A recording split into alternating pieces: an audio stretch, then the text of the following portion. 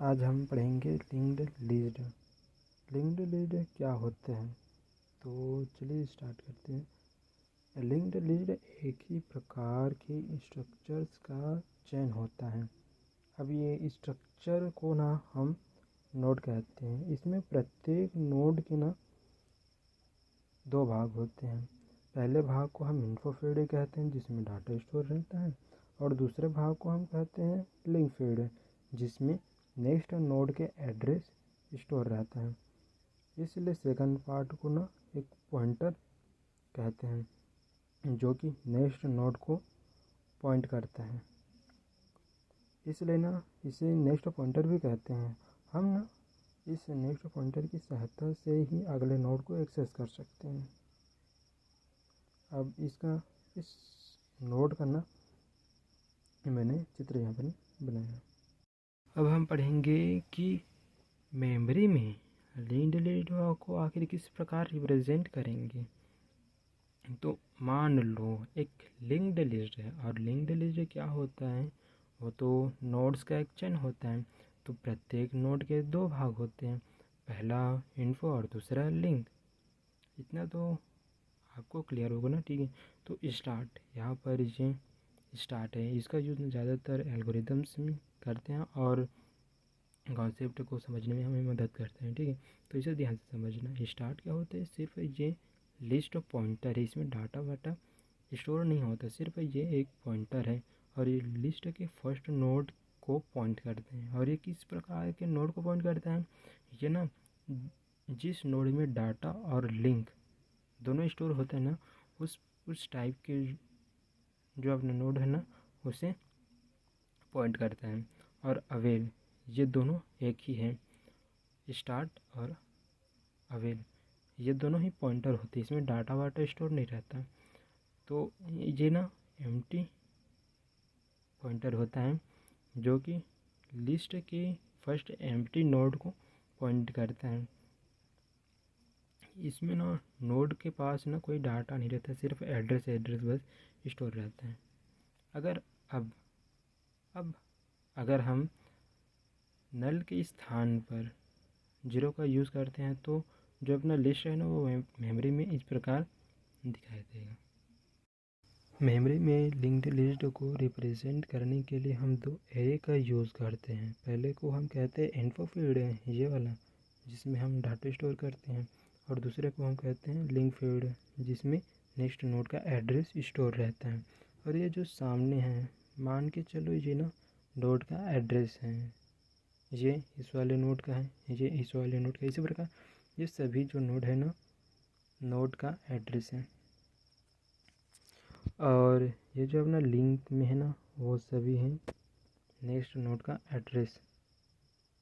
अब मैंने यहाँ से ही स्टार्ट क्यों किया, यहाँ से भी कर सकता था, यहाँ से भी, यहाँ से भी, यहाँ से भी, लेकिन यहाँ से स्टार्ट करने का एक बड़ा कारण है।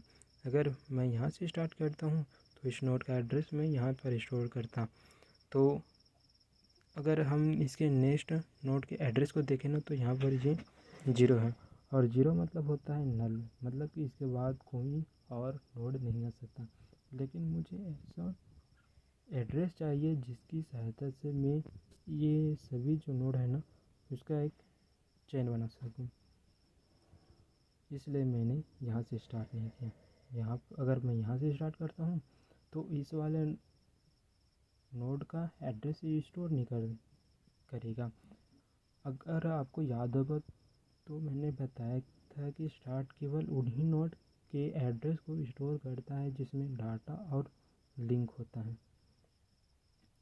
लेकिन यहाँ पर तो लिंक है बट डाटा नहीं है, इसलिए ना इसे स्टार्ट नहीं कर सकते। यहाँ पर मैं बात बताऊँगा। अगर फिर ये एम्प्टी नोड आ गया, फिर ये नोड एड्रेस स्टोर नहीं करेगा। अगर मैं यहाँ से स्टार्ट करता हूँ, तो चलो कोई बात नहीं, इस वाले नोड का एड्रेस मैं यहाँ पर स्टोर करता, और फिर ये कौन सा वाले नोड का है, ये मेरा फिर डी वाला, फिर इसका नल, और फिर मेरा बच गया ये वाला नोड और ये वाला नोड। इसलिए मैंने यहाँ से स्टार्ट नहीं किया, यहाँ से फिर एम्प्टी नोड है, मतलब कि यहाँ से मैं तो स्टार्ट कर ही नहीं पाऊँगा। अगर यहाँ से स्टार्ट करता हूँ तो इसके बाद ये किस वाले नोड का है, ये इस वाले नोड का है, फिर ये किस वाले नोड का है, फिर ये इस वाले नोड का है, फिर 0 और बच गया मेरा जी। और यही कारण है कि मैंने यहीं से ही स्टार्ट किया। तो अगर मैं देखूँ ना तो स्टार्ट, फिर ये जी वाले नोड का एड्रेस है, मैंने यहाँ पर उस नोड को लिया और यहाँ पर उसका एड्रेस लिखा। अब ये किस वाले नोड का एड्रेस है, ये वो वाले नोड का एड्रेस है। तो फिर मैंने इस नोड को लिखा और यहाँ पर मैंने उस नोड का एड्रेस लिखा। अब ये फिर किस वाले नोड को एड्रेस पॉइंट करता है, ये मेरा एल वाला है।